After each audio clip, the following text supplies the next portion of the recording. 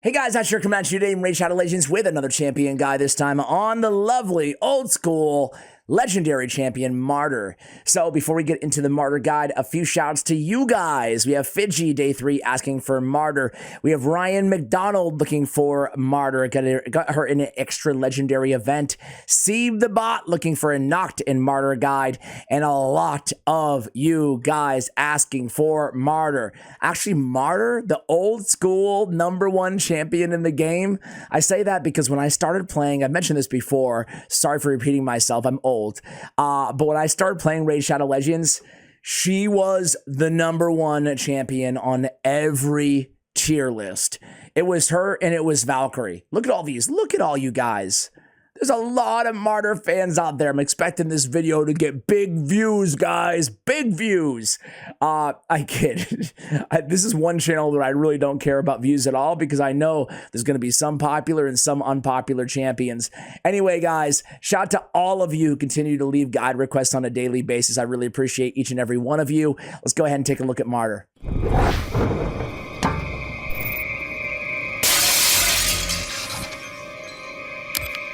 All right, guys, so Martyr is a Spirit Affinity Sacred Order legendary champion. And as I said, she's one of the OGs in the game. Here she is. What do you guys think aesthetically? Like super cool, right? I still think she's got it. Some of the new flashy legendaries especially, but just champions in general that they come out with in this game, they look really nice, and they put some of the old kind of character models to shame, but not with Martyr. I mean, not me at least. I love the shield. I love the armor. I love the shoulder pads. I love the aesthetic here, right? She got over 10,000 reviews in the game. They're all really, really good. So she's definitely still got it. There's really no debate over is Martyr still good. She's absolutely still good. She's one of the best champions in the entire game. Arguable, because she has one of the most unique abilities, which we'll get to in a moment. Overall, though, the beauty in Martyr's kit is really, it starts with the base stats before we even get to the skills. 20k HP, over 1400 defense. Anything over 1400 in this game, you know, that's A tier, right? Anything over 1500, S tier. Anything close to 1600, like a Valkyrie, S plus, triple S tier. Her speed, unfortunately, is lacking. It's really the only negative thing you can say about Martyr is her base speed is really slow, 93 speed, but her kit is so good that it certainly makes up for it. On the rush, A1 ability attacks one enemy, has a 60-75% chance, 80% with the sniper mastery to place a big version of decreased defense on her A1. Now, she is really the quintessential guild boss, demon lord guild boss champion in the game before unkillable teams were a thing. She's still very effective there, especially in progression, but she brings decreased defense, she brings decreased attack, and she brings increased defense and counterattack. Speaking of which, Bastion of Faith on her A2, she kind of makes up for all the books that is required on her A1 with only one book on the A2. If you can get lucky and just book this out, well, you might not even need to book the rest of her, right? Increased defense, counterattack on all allies for 2 turns. Still, 5 years later, you know, since she came out, since the game was introduced, Raid was launched globally, there was 3 champions with counterattack. There's still 3 champions with counterattack. At some point, Raid, years ago, came out and said that they're going to switch from building or from designing counterattack champions and actually change it to ally attack champions. So there's a ton of ally attackers in the game. There's still only Valkyrie, Skullcrusher, and Martyr in terms of counterattack on an AoE buff, right? There's plenty of like self counterattack champions out there. So a really unique and powerful ability. Keep in mind, though, when everybody does their counterattack on the team, the damage is mitigated by 25%. On the suppression, now, I said you can get lucky with one book here, and that's it. Well, you really want to book this out as well, don't you? So suppression, you want to take this from a 6 all the way to a 4-turn cooldown. Incredible ability, even better on a 4-turn. It's an AoE. She actually does some sneaky damage, too, for a defense-based, control, nuker, buffer, everything rolled into one. She got the decrease attack, big version on the AoE, and a provoke for 1 turn. So now she's provoking, she's increased defensing, she's counterattacking, she's decreased defensing, and she's got defense in all battles by 33%. It's up there. It's basically tied for the second best defense all battles aura in the game. Who's number one? Well, a champion actually took a shot at in a recent video. She's not my favorite Void legendary out there, but Blind Seer has defense all battles by 34%. She beats her by 1 percentage point. There's some trivia you can bring back to your guild. I'm sure they'll love you in the guild chat. Trivia time, guys. All right. So obviously her kit is really freaking good. She does a lot of things that can help you out anywhere in the game, right? Let's quickly go to hellhades.com and see where they rank her. Overall, they give her a no. It's criminal. Criminal to give her only a 4 overall. I think 4.5. I think she's a 4.5 personally. I joke about the criminality of such things. But look at these reviews. I mean, how can you look at this? I mean, she's so well-rounded. This really speaks to how versatile, obviously, to how versatile this champion is. She's got a 4 or higher in like 10 areas or more. Ice Golem, Dragon, Fire Knight. You can see she might scale off a little bit in the end game. Certainly not in Fire Knight, and I would argue certainly doesn't scale off in Ice Golem. Like, I wonder why you would rank her a 4 in Ice Golem normal and a 3 in Ice Golem hard, given that everything she's bringing to Ice Golem normal is still there, and, you know, she's tanky, right? Like, because the thing about Ice Golem hard is he hits, like, obviously a lot harder, too. Anyway, Hydra 4, Clan Boss 5, Doom Tower Waves 4.5, Iron Twins 4. Every Doom Tower boss a 4 or higher with the exception of Nether Spider. Man, that's insane. Arena 3.5. I agree with the arena ranking. She's not much of an arena champion, but hell, you could definitely use her in the arena as kind of a sneaky move because people aren't used to going against Martyr in the arena. But having that counterattack, the increased defense, the provoke, I mean, it can all help you, certainly, right? And she's tanky on top of that, right? Her multipliers are a 4 on the AoE on the A3 and a 3.4 on the A1. Pretty solid multiplier. To put it into perspective, Valkyrie has about 200 extra defense on her base stats, and her multiplier is a 3 on her AoE attack. So I think the multiplier kind of mitigates, and all said and done, it hits around the same. So definitely a lot to get excited about. If you just pulled her, congratulations, because she really does still have it. Let me go ahead and show you how I built her. There's so many different ways that you can build Martyr, and actually what I want to do, I'll show you my build here. I put her in defense and Relentless. Relentless, we talk about this a lot here on the channel because I love Relentless. I think it's one of the strongest sets in the game. You cannot underestimate, maybe sometimes new players do, right? It doesn't sound like a lot, 18% chance to get an extra turn, right? But man, that's a really nasty ability, right? Extra turns are just so huge in this game, right? And it's the same thing. I mean, this is not the first game to have an extra turn mechanic type set or whatever. You look back at, like, you know, every gacha game that has a chance to get an extra turn, it's always been one of the best sets inside the entire game, right? And that's no exception to Raid Shadow Legends. There is a downside though. She's gonna, when she does get the extra turn, she's basically going to be stripping off some of her own buffs on herself, right? But to me, for Martyr, it's worth it because she's going to be placing the increased defense and the counterattack potentially on a 2-turn cooldown. She gets that extra turn on all allies, right? And, you know, even though counterattack is useful on her, it's usually most useful on some of the supporting, you know, crew around her on your team. Anyway, I have Brimstone on her as well for a blessing. I get a bunch of extra HP, and I get a 30% chance of placing Smite. We want to build her with accuracy anyway, so I love Brimstone. She's mainly a PvE champion, as we saw on the area rankings, so why not have her to place that Smite against bosses? I have her built here with, you know, in terms of stat priorities, number one, I would say, is accuracy, right? We want her with enough accuracy to land that provoke, land the decreased defense, land the decreased attack, right? So I'm shooting for at least 350 accuracy in the end game. Generally speaking, just as a reminder, I think you can get by or with around 10 to 12 points of accuracy per stage of the dungeon that you're facing.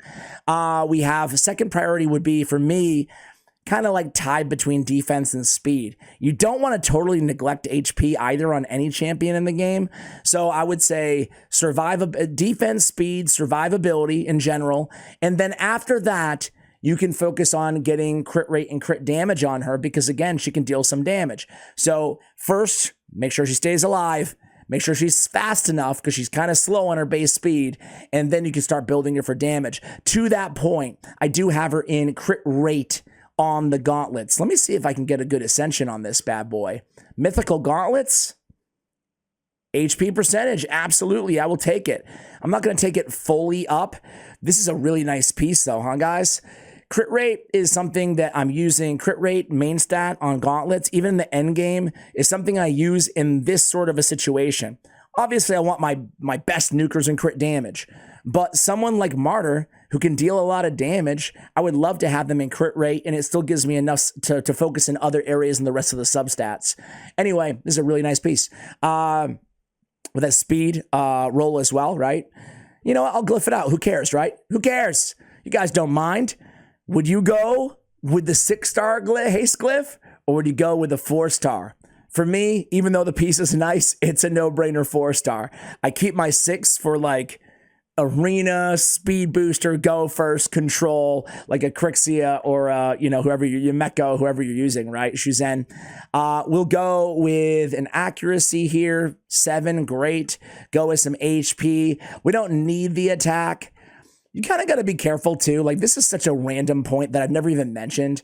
But sometimes when you load up attack, or if you glyph out attack, for example, on a defense or HP-based champion, sure, it has absolutely no effect on them whatsoever.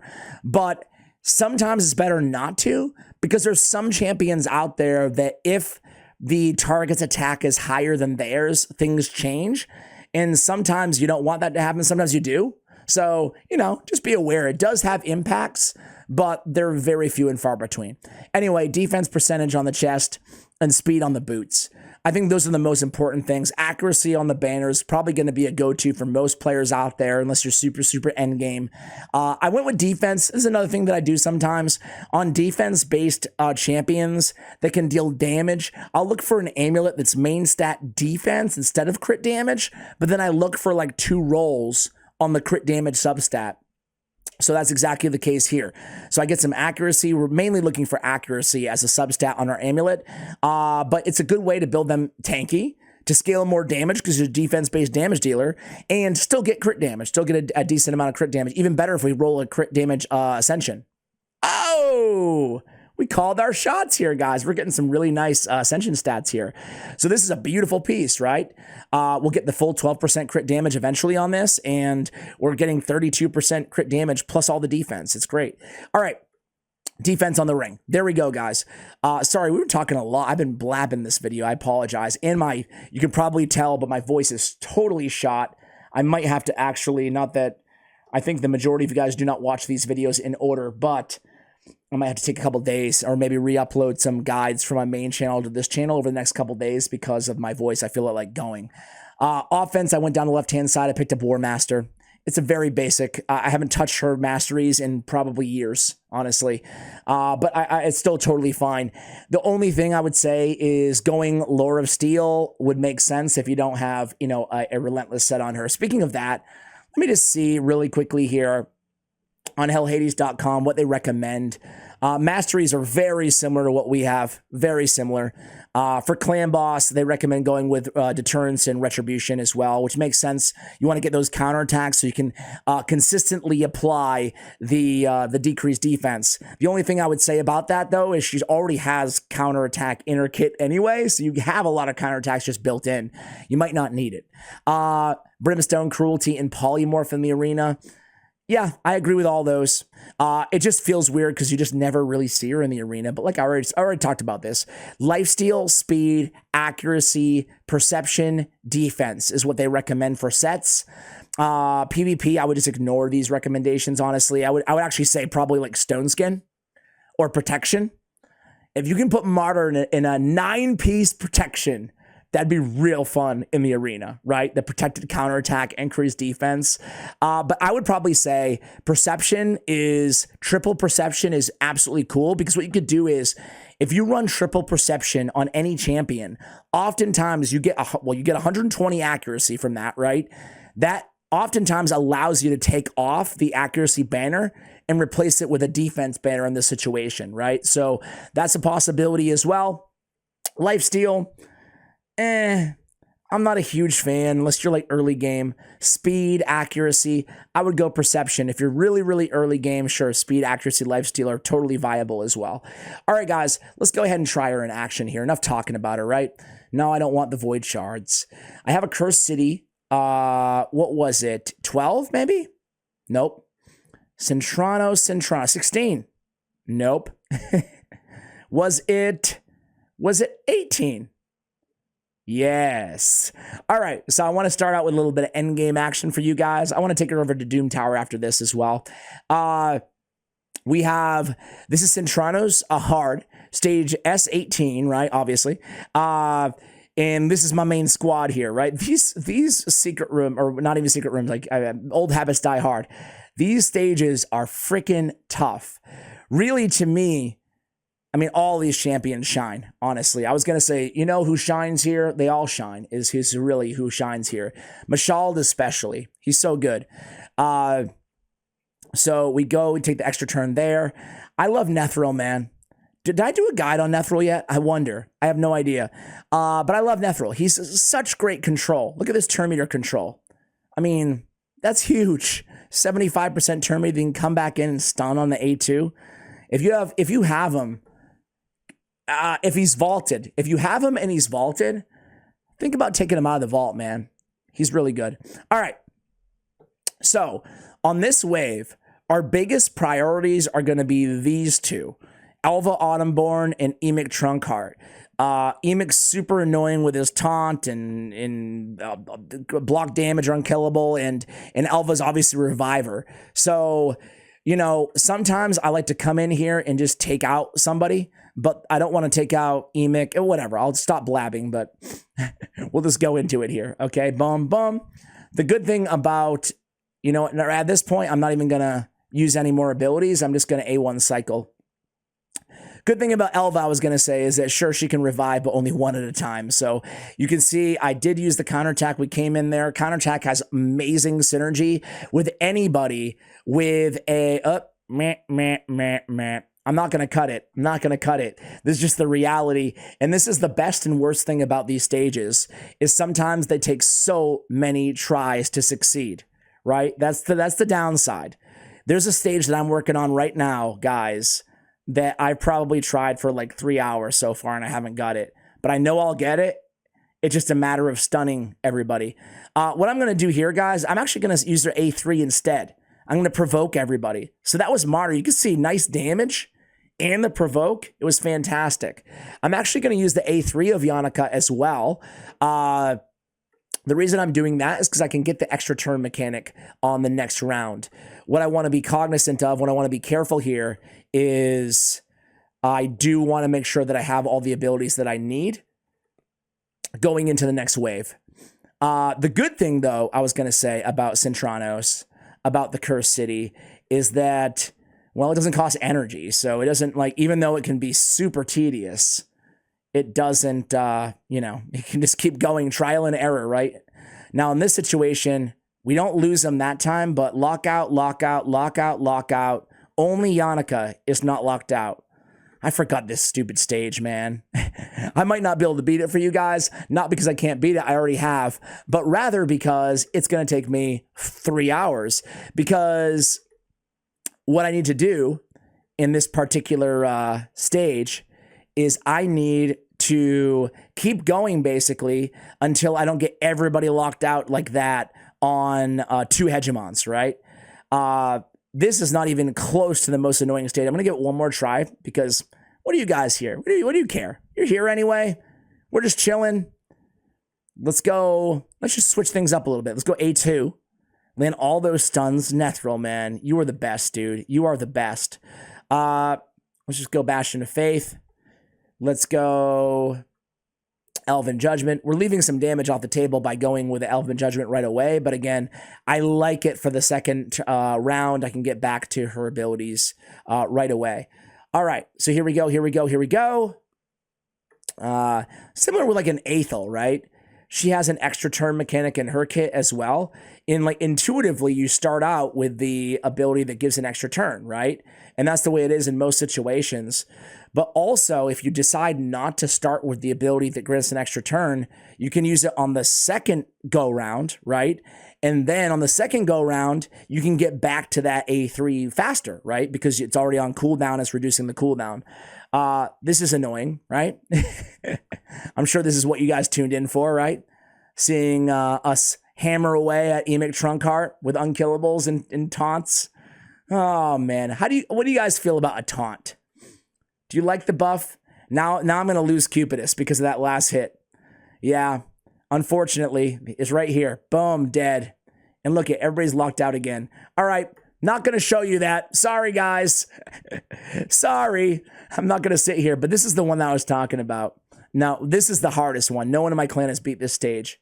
I haven't even tried it yet. I mean, I tried it once just to see what it was like, and I got smoked immediately. This is the stage. Real quick digression here. This is the stage that I know I can beat. It's just going to take me a million years. It's 2 more to Macabres, man. Whoever designed this, shame, shame, shame. 2 more to Macabres, and all we have available for the most part is a bunch of AoE on the A1s.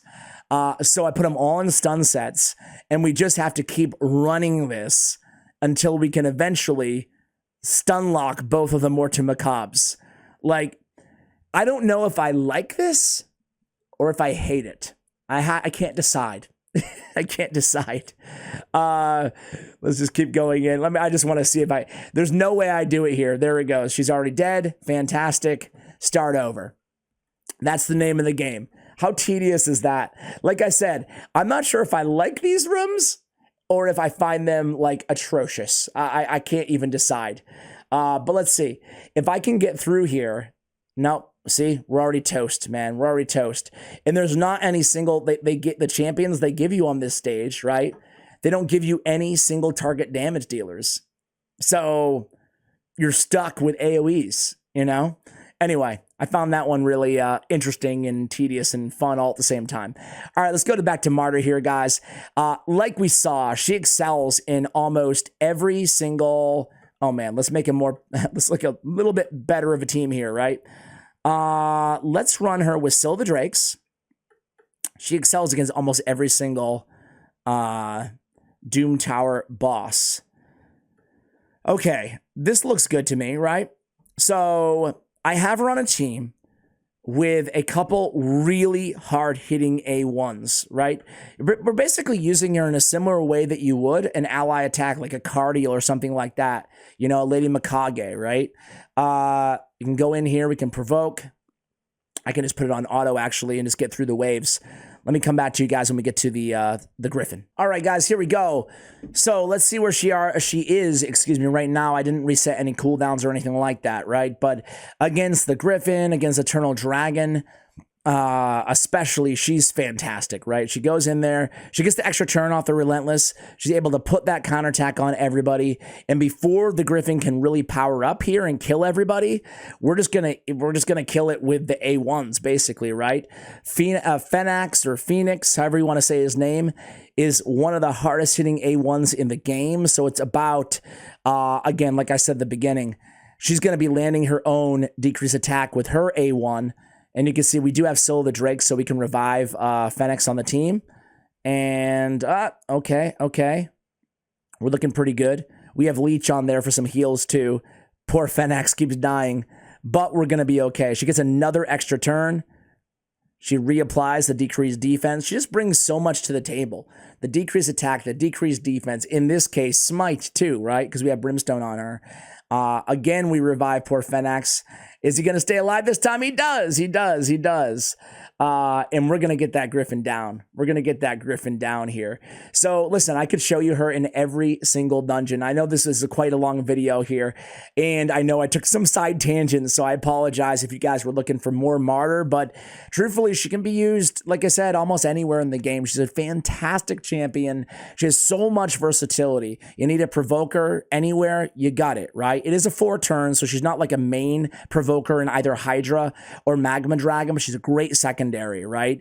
You need decreased attack. You got it. Damage mitigation, fantastic. More damage with a decreased defense. More survivability with the increased defense. Counterattack. She brings so much to the table, and a great aura on top of all of that.